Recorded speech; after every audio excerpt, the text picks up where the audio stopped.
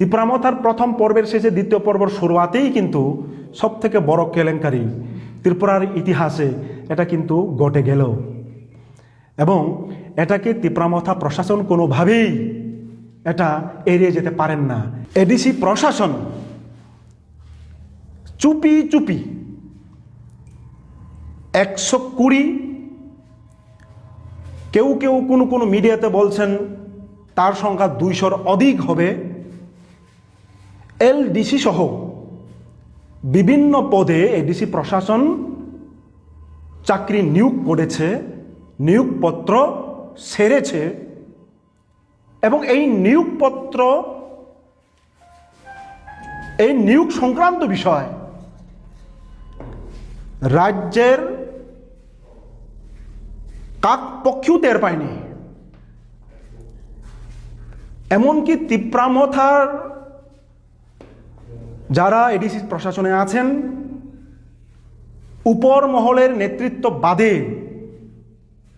যারা সমর্থক বিগত 2021 থেকে তিপ্রামথাকে সমর্থন করে এসছেন, তাদের হয়ে কাজ করে এসছেন, তাদেরকে বুদ্ধ দিয়ে ক্ষমতায় এনেছেন, এমন বহু শিক্ষিত যুবক যুবতীদের কানে, তাদের কাছেও এই খবরটা নেই যে এডিসিতে 120টা কিংবা তার বেশি এলডিসি পদে নিয়োগ হবে।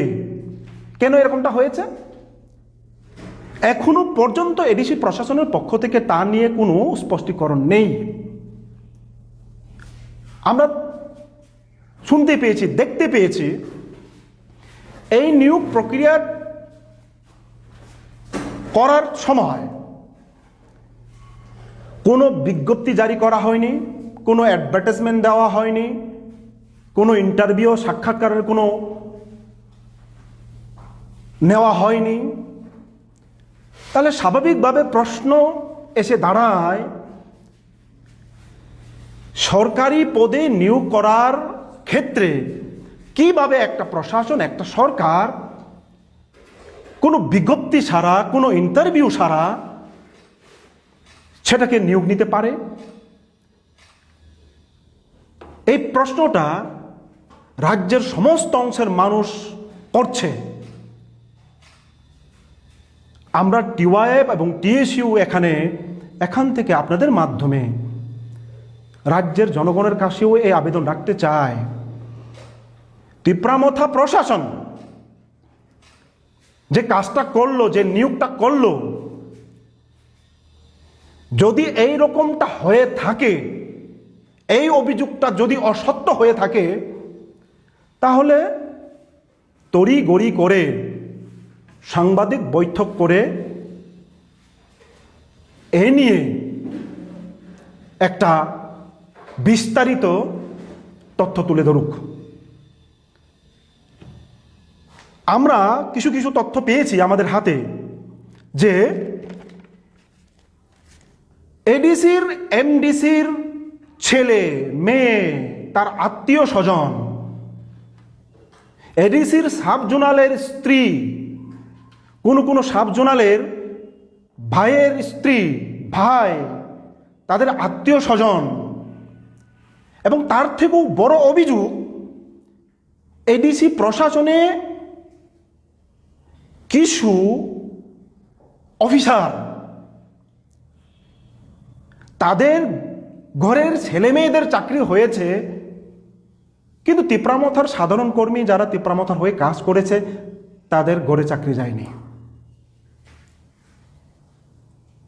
এমনও অভিযোগ উঠে আসছে এডিসি নির্বাচনের পূর্বেই এর নাকি প্রক্রিয়াটা চলমান ছিল, সেটা মিডিয়াতে আসেনি, জনসমক্ষে আসেনি, কিন্তু এখন আসতে শুরু করেছে। কি এই নিয়োগ নেওয়ার ক্ষেত্রে যারা নিয়োগপ্রাপ্ত, কোথাও কোথাও নাকি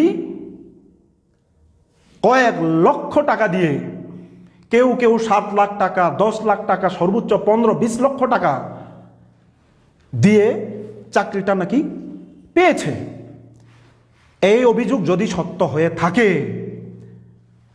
তাহলে ত্রিপুরা রাজ্যে এডিসি গঠনের পর থেকে, সেই ৮০ দশকের পর থেকে এই রকম বড় দুর্নীতি এডিসি প্রশাসনের কোনো দিন হয়নি। এর জবাবদিহিতা জনগণের সামনে তুলে ধরতে হবে এডিসি প্রশাসনকে। আমরা এটাও দেখেছি, টিটিএডিসির কোনো এক নতুন নির্বাচিত এমডিসি সোশ্যাল মিডিয়াতে পোস্ট করেছেন যে এই নিয়োগটা হয়েছে, যে এখন তো টিপ্রামথার এমডিসিরা শপথই নেয়নি,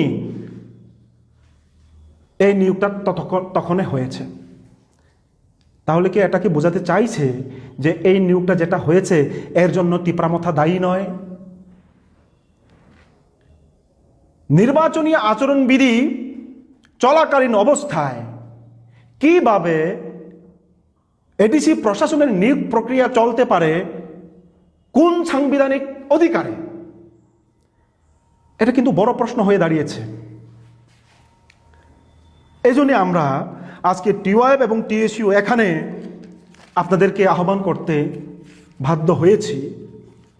আমরা আপনাদের মাধ্যমে এই দাবি তুলতে চাইছি, মিডিয়া বন্ধুগণ, হ্যাঁ, নিয়োগ হবে, নিয়োগ হওয়া জরুরি, নিয়োগ হলে ভালো, কিন্তু সেই নিয়োগটা যেন স্বচ্ছতা রেখে যারা যোগ্যতম প্রার্থী, যারা চাকরি পাওয়ার জন্য যোগ্যতম প্রার্থী, তারা যেন সেই চাকরিটা পায় এবং নিয়োগ করার ক্ষেত্রে অ্যাডভার্টাইজমেন্ট, বিজ্ঞপ্তি জারি করে নিয়ম মাফিক প্রক্রিয়া করে ইন্টারভিউর মাধ্যমে স্বচ্ছতা বজায় রেখে সেটা নিয়োগ হোক। এটা টিওয়াইএফ এবং টিএসইউ বরাবরই আমরা একটা বিশ্বাস রাখি এবং দাবি তুলছিও। এই যে নিয়োগ প্রক্রিয়াটা হলো, এর জন্য এডিসি প্রশাসনের যে স্বচ্ছতার বিষয়টা এখানে কিন্তু প্রশ্নচিহ্নের মধ্যে এসে দাঁড়িয়েছে। এই জন্যে আমরা এডিসি প্রশাসনের কাছেই এই আবেদনটা রাখতে চাইছি যে যদি এই নিয়োগ করার ক্ষেত্রে যদি আপনাদের স্বচ্ছতাই থেকে থাকে, তাহলে কোন দিন, কোন সময়, কোন তারিখে নিয়োগের জন্য বিজ্ঞপ্তি জারি করা হয়েছে, অ্যাডভার্টাইজমেন্ট দেওয়া হয়েছে, সেটা জনসমক্ষে আনুন, মানুষ বিশ্বাস করবে। আমরা এও দাবি তুলছি যে যেসব 120 জনকে এখানে নিয়োগ করার কথা বলা হয়েছে কিংবা তারও বেশি সংখ্যা, এখনো কিন্তু রাজ্যবাসী কনফিউশন, কতটুকু সংখ্যা আসলে নির্দিষ্ট। যতজনই হোক, যাদেরকে নিয়োগ দিয়েছেন এই নিয়োগ তালিকাটা জনসমক্ষে আনুক, যাতে রাজ্যের মানুষ পরিষ্কারভাবে জানতে পারে যে এতজনকে, এই জনকে নিয়োগ করা হয়েছে এমন এমন পোস্টে।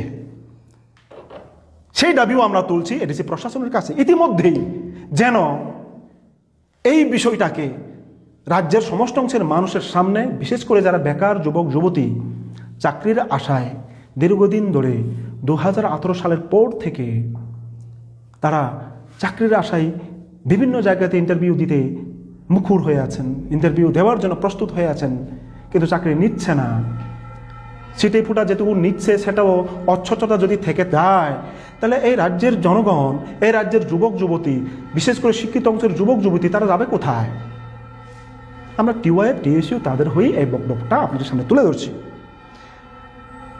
এখানে আরেকটা বিষয় প্রসঙ্গক্রমে বলতে হয়, আমরা দেখেছি ত্রিপুরামথার আদরণীয় সুপ্রিমো শ্রী প্রদ্যুৎ কিশোর দেববর্মা, তিনি সম্ভবত এটাকে ড্যামেজ কন্ট্রোল করার জন্যই আমরা মনে করছি, তিনি লাইভে এসে বলেছেন যে এই নিয়োগ প্রক্রিয়াটাকে হুল করা হবে। এডিসিতে নাকি কিছু, উনি বলছেন যে কিছু অনিয়ম হতে পারে, এটার জন্য এটাকে হুল করা হবে। প্রসঙ্গক্রমে এখানে বলতে হয় 2024 সালে, আপনারাও মনে আছেন, আপনারা জানেন, রাজ্যবাসী জানে, রাজ্যের যুবক অংশের মানুষ জানে, 2024-এর ফেব্রুয়ারি মাসে 110টি সাব জোনাল অফিসার এবং ডেপুটি পিউ পোস্টের জন্য বিজ্ঞপ্তি জারি করা হয়েছিল। এবং বিজ্ঞপ্তি জারি করার পর পরীক্ষা প্রক্রিয়াও নেওয়া হয়েছিল। তখনও প্রশ্নপত্র ফাঁস এবং গুরুতর অভিযোগ, কেলেঙ্কারির অভিযোগে সেই পরীক্ষাটা যখন প্রায় প্রশ্নের মুখে চলে আসে, সেই নিয়োগটা প্রশ্নের মুখে চলে আসে, তখনও কিন্তু তিপ্রামথার মাননীয় সুপ্রিমো তিনি লোকসমক্ষে এসে লাইভে, ফেসবুক নিজস্ব লাইভে এসে তিনি বলেছিলেন যে প্রয়োজনে তিনি টিপিএসসির মাধ্যমে স্বচ্ছ নিয়োগ নেবেন। আপনারা দেখেছেন প্রথম পর্বের তিপ্রামথার প্রশাসন এডিসিতে ক্ষমতা শেষ হয়ে 2024-25 পেরিয়ে 26-এ দ্বিতীয়বার তারা ক্ষমতায় এসছে। আমরা সেখানে এই দাবিও তুলছি, যারা ওই সময় প্রায় 27,000 থেকে 30,000 যারা অ্যাপ্লিক্যান্ট পরীক্ষার জন্য যারা বসেছিল, পরীক্ষা দিয়েছিল, সেই পরীক্ষার রেজাল্টটা স্বচ্ছতা ভাবে দিয়ে 110টি যে ডেপুটি পিইউ এবং সাবজোনাল ডেভেলপমেন্ট অফিসার পোস্টটা সেটাও নিয়োগ করা হোক। আমরা চাই এ রাজ্যের যুবক যুবতী যারা কর্মহীন, যারা চাকরির জন্য হা হুতাশ করছেন, অন্তত তারা চাকরি পাক, আশার আলো তারা দেখতে পাক। এখানে মূলত এই দুইটা বিষয়কে আমরা আপনাদের সামনে তুলে ধরবার জন্যেই এখানে আমরা মিলিত হয়েছি। আপনাদের সামনে আমরা আবেদন করব, ঠাঞ্চার নামে, আবেগের নামে বুথ তো জিতেছে, যারা বুথ জিতিয়েছে নির্বাচনে বুথ দিয়ে, তাদেরকে কেন প্রতারণা করবেন? নিশ্চিতভাবে এখানে সেই সব যুবক যুবতীদের সাথে প্রতারণা করা হয়েছে এই নিয়োগ প্রক্রিয়ার অস্বচ্ছতার মাধ্যমে। আমরা এই কথাই বলতে চাই। নমস্কার। আজকে শপথ গ্রহণ দিনে যে বিজেপির 4 জন যে এমডিসি তারা শপথ গ্রহণ করলো না, এ নিয়ে কিছু বলবেন? ওরা কি ঠিক করেছে না? বিজেপির এমডিসিরা কেন শপথ নিল না সেই বিষয়ে আমরা কি বলবো, সেটা বিজেপির অন্দরমহলের নেতৃত্বের বিষয়, তারা বলতে পারবে। এবং আমরা এইটুকুই আশা করতে পারি, তিপ্রামথাকে মানুষ ভোট দিয়েছে, তিপ্রামথাকে মানুষ নির্বাচিত করেছে, প্রথম দফা থেকে দ্বিতীয় দফায় তারা পদার্পণ করেছে এবং মানুষের আশা থাকবে, জনগণের আশা নিশ্চিতভাবে আছে এবং জনগণের সেই আশা বিশ্বাস তাকে তারা পূরণ করুক। এবং আপনার কথার প্রসঙ্গে একথা বলতে হয়, তিপ্রামথার প্রথম পর্বের শেষে দ্বিতীয় পর্বের শুরুয়াতেই কিন্তু সবথেকে বড় কেলেঙ্কারি ত্রিপুরার ইতিহাসে এটা কিন্তু ঘটে গেল এবং এটাকে তিপ্রামথা প্রশাসন কোনোভাবেই এটা এড়িয়ে যেতে পারেন না। এই বিষয়টাকে স্পষ্টীকরণ দেওয়া অবশ্যই জরুরি।